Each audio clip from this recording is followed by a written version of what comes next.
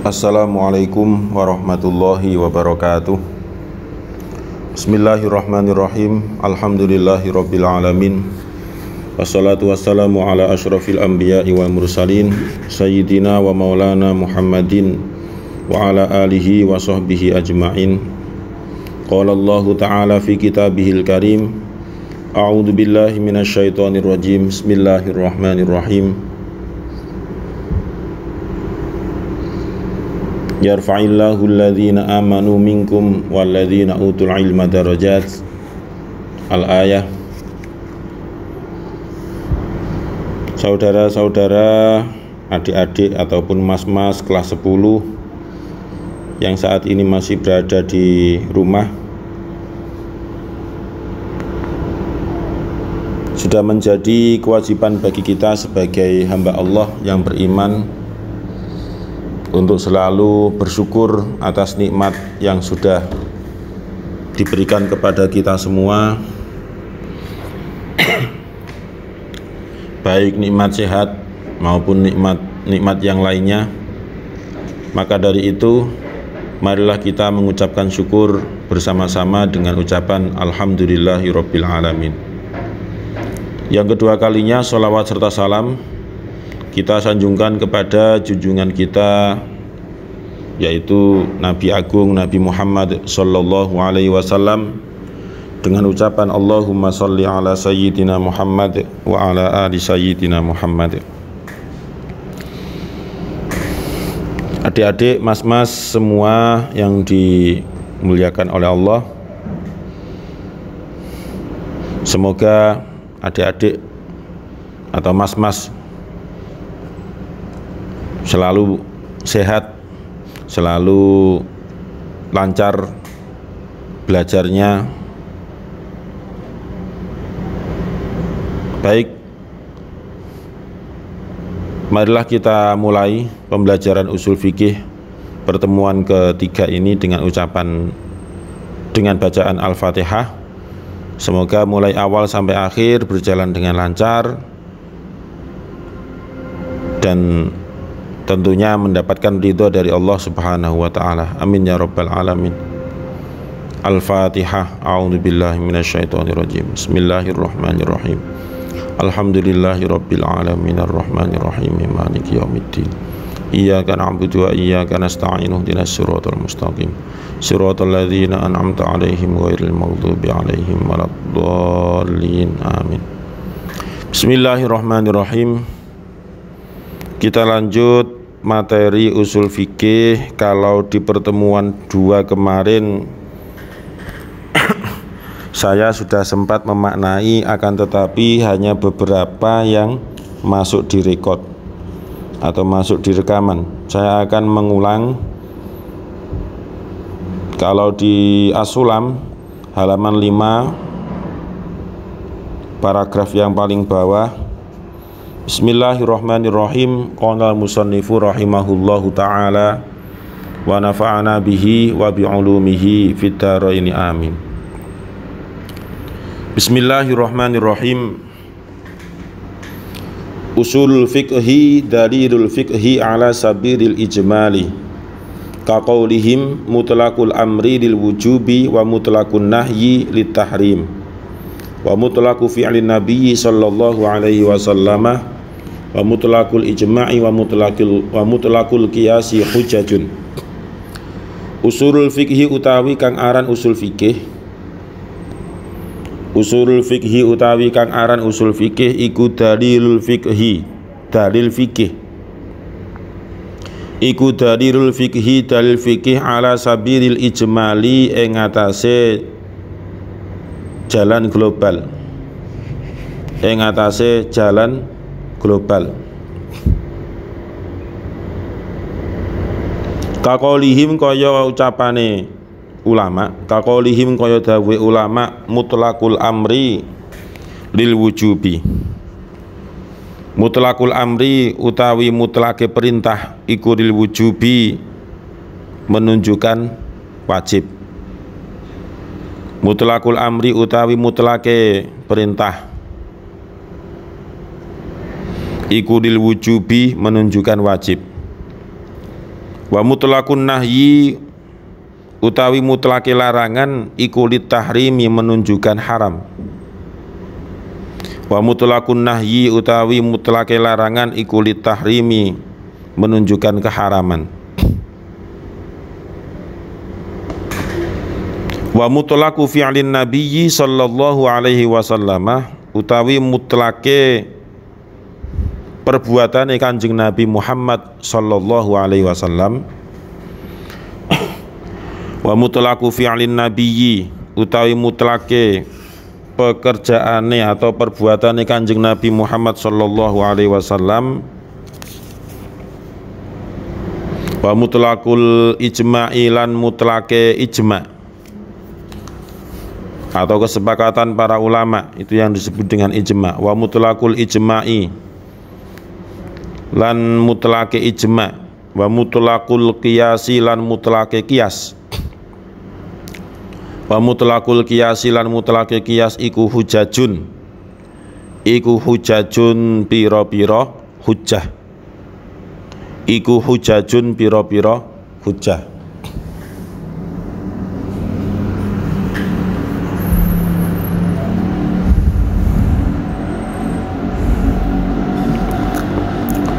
Mas-mas yang saya banggakan, apa yang barusan saya maknai ini masih menjelaskan tentang usul fikih yang dilihat dari beberapa sisi, bahwasanya usul fikih itu merupakan dalil fikih atau petunjuk fikih ala sabiril ijmal. Ala sabiril ijmal diartikan dengan secara umum. Ala sabiril ijmal secara umum. Berarti yang namanya usul fikih merupakan petunjuk fikih secara umumnya seperti itu. Artinya ketika sholat 5 waktu itu berhukum wajib, secara otomatis itu menunjukkan untuk mencari hukum wajib itu membutuhkan yang namanya usul fikih. Karena seorang mujtahid ketika hendak mendapatkan atau menggali hukum dalam teks nas, baik itu Al-Quran maupun hadis,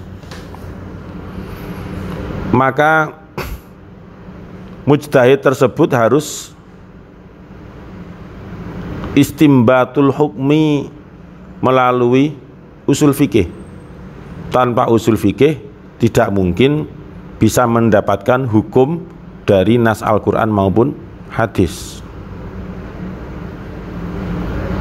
Berarti usul fikih itu merupakan sebuah indikasi, dalil, ya, bukan indikasi lagi, dalil, petunjuk yang pasti dari yang namanya fikih. Ketika ada usul fikih, pasti ada fikih.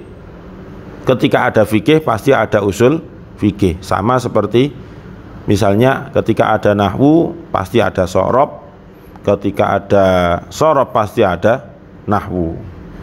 Nah, itulah usul fikih dengan fikih. Jadi sangat erat hubungannya.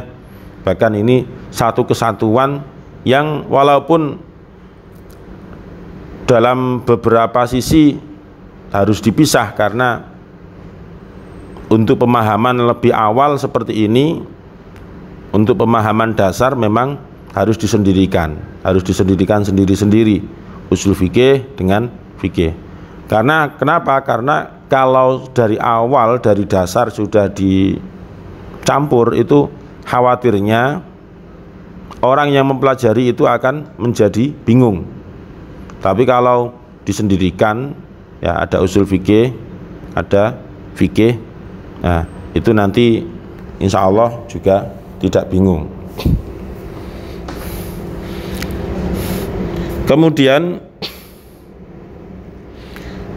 Contoh yang dimaksud dengan usul fikih merupakan dalil atau petunjuk fikih secara umum itu adalah mutlaqul amri lil wujub. Kemutlakan sebuah perintah itu menunjukkan kewajiban. Secara umumnya kan seperti itu. Ya. Jadi yang dikehendaki sebuah perintah itu menunjukkan harus dilakukan. Ketika tidak dilakukan maka berarti dinyatakan salah. Misalnya seorang guru menyuruh atau memerintah kepada siswanya untuk belajar. Berarti secara umum yang namanya belajar itu harus dilakukan. Itu namanya mutlaqul amri lil wujub. Nah ini namanya usul fikih yang jadi petunjuk fikih ala sabilil ijmal secara umum. Begitu juga contoh yang kedua adalah wa mutlaqun nahyi lit tahrim. Kemutlakan sebuah larangan itu menunjukkan kepada keharaman. Ketika misalnya seorang guru yang mengatakan kepada siswanya saat KBM berlangsung, siswa dilarang keluar kelas selama pembelajaran berlangsung. Nah, larangan itu maka dihukumi haram. Ketika ada siswa yang memaksakan diri untuk keluar kelas, maka dia dinyatakan bersalah. Itu secara umumnya. Maka dia dinyatakan melanggar aturan. Secara umumnya seperti itu. Nah misalnya ada sanggahan seperti ini lah, bagaimana Pak kalau misalnya siswa tersebut keluar kelas untuk ke kamar kecil, entah itu buang air kecil dan sebagainya. Nah itu sudah masuk ke ranah pengecualian, bukan secara umumnya lagi. Ada beberapa catatan. Nah, tapi yang dikehendaki oleh contoh ini kan secara umum, wa mutlaqun nahyi lit tahrim. Kemutlakan sebuah larangan itu ya menunjukkan keharaman. Seperti kemutlakan yang namanya cabai itu ya secara umum rasanya pedas, tapi ada beberapa cabai yang memang tidak pedas. Nah sama begitu juga larangan maupun perintah juga sama. Secara umum sebuah larangan itu menunjukkan kepada keharaman, tapi tidak semua larangan itu menunjukkan kepada keharaman.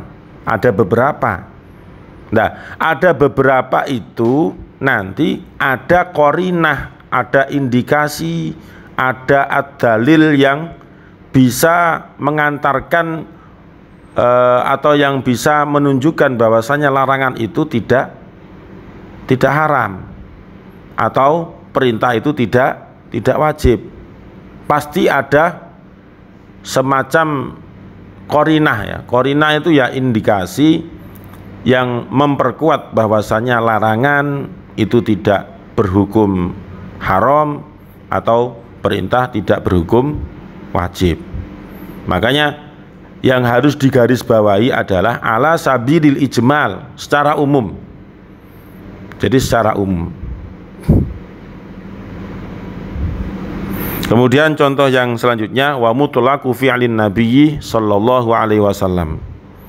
Kemutlakan perbuatan Kanjeng Nabi Muhammad itu adalah sebagai hujjah. Ya, sebagai hujjah.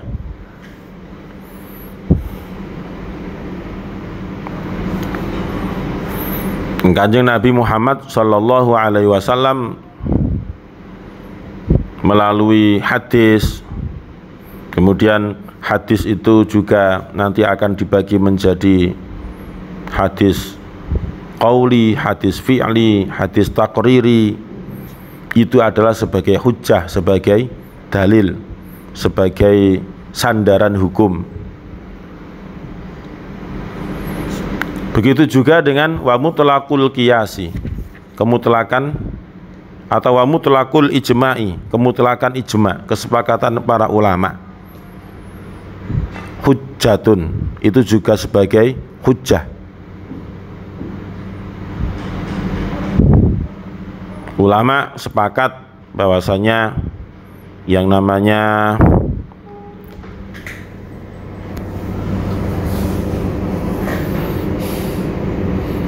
zakat,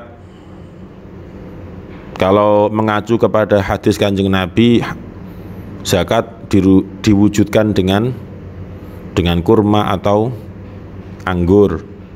Nah, karena komoditas negara Indonesia itu adalah padi atau jagung, maka hukum qiyas ini adalah hukum ijma' ini, hukum ijma' ya, kesepakatan para ulama bahwasanya di Indonesia untuk zakat itu diwujudkan dengan beras atau jagung. Nah, seperti ini merupakan kesepakatan para ulama, ya, kesepakatan para ulama.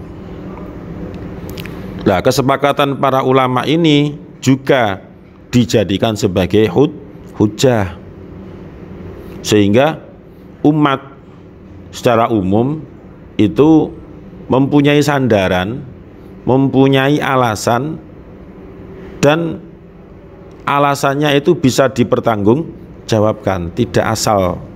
Nah, itu yang disebut dengan ijma'. Wa mutlaqul qiyasi, kemutlakan qiyas, itu hujjatun, sebagai hujjah juga. Ya, sebagaimana yang saya contohkan di ijma' tadi juga bisa dicontohkan di mutlaqul qiyas, karena qiyas itu kan menyamakan menyamakan yang ada di dalil dengan sesuatu yang baru atau al-far'u. Nah, kalau di negara Arab makanan pokoknya berupa kurma, tapi kalau di negara Indonesia makanan pokoknya adalah beras. Berarti hukum qiyas beras dengan kurma, ya. Jadi berasnya itu sebagai al-far'u, kemudian al-aslunya itu adalah hadisnya Kanjeng Nabi yang di dalamnya ada redaksi kurma. Kemudian dari hadis Kanjeng Nabi itu kewajiban untuk zakat. Nah, kalau sudah begitu, orang Indonesia ketika mau mengeluarkan zakat atau membayarkan zakat, ya tidak usah memakai kurma, tidak apa-apa, tidak masalah. Tapi menggunakan makanan pokok yang ada di negara kita ini, yaitu beras. Lah, hukum qiyas semacam itu juga dijadikan sebagai hujjah, dijadikan sebagai dalil.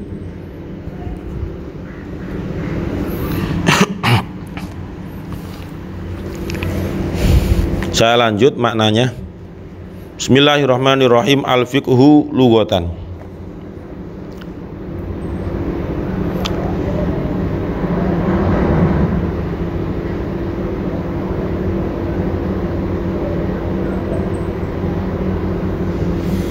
Al-fiqhu utawi fikih lughatan ing dalem menurut bahasa iku al-fahmu faham. Kaqaulika kaya ucapan sira, kaqaulika kaya ucapan sira. Faqihtu kalamaka ai fahimtu.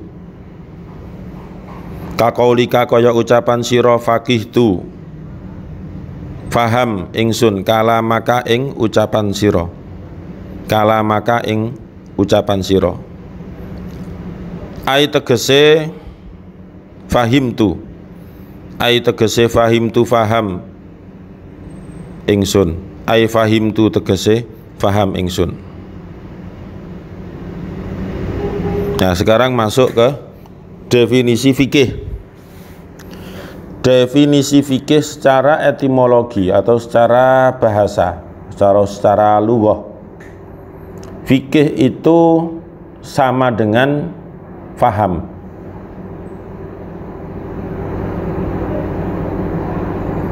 Makanya orang yang ahli fikih itu berarti pahamnya luar biasa, baik itu mengenai dalil, mengenai hukum dan sebagainya.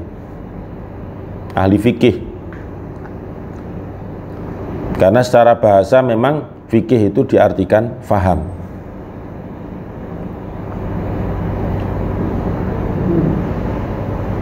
Kemudian kalau diaplikasikan dalam sebuah ucapan, faqih itu kalamaka.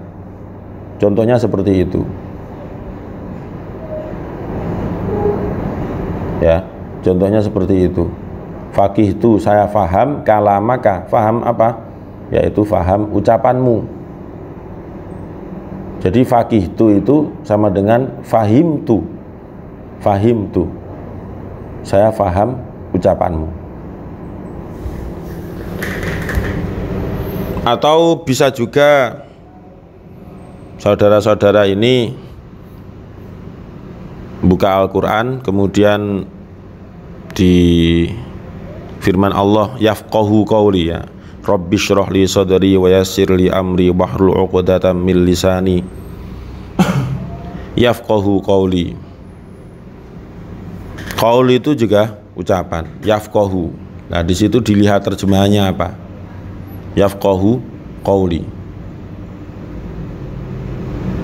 Atau di juz 12 itu ma nafqahu katsiran mimma taqulu. Nah, ma nafqahu katsiran mimma taqulu wa inna lanaraka fina dha'ifa. Berarti kata-kata faqiha yafqahu itu ada keterkaitan dengan qaul, dengan ucapan. Di dalam Al-Quran yafqahu qawli, kemudian ma nafqahu katsiran mimma taqulu wa inna lanaraka fina dha'ifa. Ya, berarti yang namanya fikih itu kalau menurut bahasa artinya adalah faham.